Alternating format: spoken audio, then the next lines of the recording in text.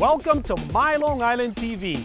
From Manhasset to Montauk, we have traveled our communities to bring you the following events. I'm your host, Waldo Cabrera. My Long Island TV starts now.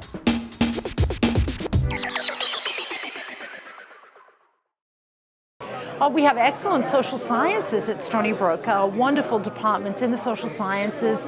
We have an internationally known political science department.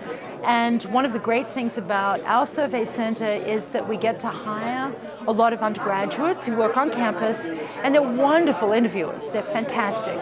This has been done now for 3 years in a row. It's an annual survey. And one of the things that's great about this survey is it reaches down into the smallest businesses on Long Island.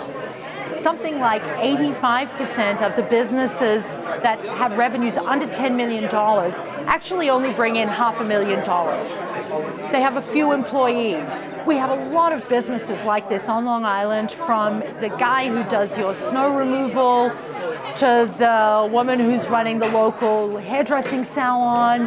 This is in some ways the engine of our economy locally, and it's really interesting to reach out to these people and talk to them about the pluses and minuses of this lifestyle. A lot of them love it, even though it's a bit stressful. What we do is we get a list of businesses. There are these national lists of registered businesses, and what we do is we just take at random from that list. One of the good things about calling from a university is that we are calling from a university. And so when we say we're calling from Stony Brook, on Long Island, Stony Brook has a very good reputation. And surveys have actually been done of how much people trust surveys, and they trust university surveys the most. So we have more credibility than the regular telemarketer. When you analyzed everything, you crunched the numbers, what stood out? Sometimes I don't like surprises in surveys. I like to see that things are sensible. And to me, it makes sense that small business executives and owners are feeling increasingly optimistic. We started this survey 2 years ago. People were a little down in the dumps 2 years ago, not surprisingly. They're slowly but surely reporting greater optimism about where things are heading. So not terribly surprising, but reassuring to me that we're not finding crazy things. I like that. What I always find interesting is the questions for the business owners.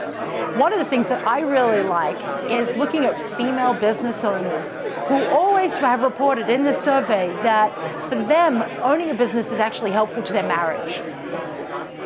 For men, it's a bit more of a mixed bag, but the women owners always report that it's actually improved their marriage, owning this business. And I think it's because of the flexible working hours and the fact that they can then take some time to deal with family issues and still bring in money on their own hours. So I think that that's very encouraging as a sign for women who are thinking, how can they juggle family and work life? One answer is you start a little business that brings in some money, and as the children get older, you can potentially expand that business. And the women and men own companies of roughly the same sizes. So when we look at other signs of expansion, the men owners are planning to expand more than the women. So the women are caught in between, I think, wanting to maintain this good work-life balance that they get out of a small business, but it probably means they can't push quite as hard as men can in terms of expanding that business right now. So that's the way that I understand that. I think that it's a choice for women who really are juggling and trying to find a way through this, that they can be satisfied with their work and have time for the kids.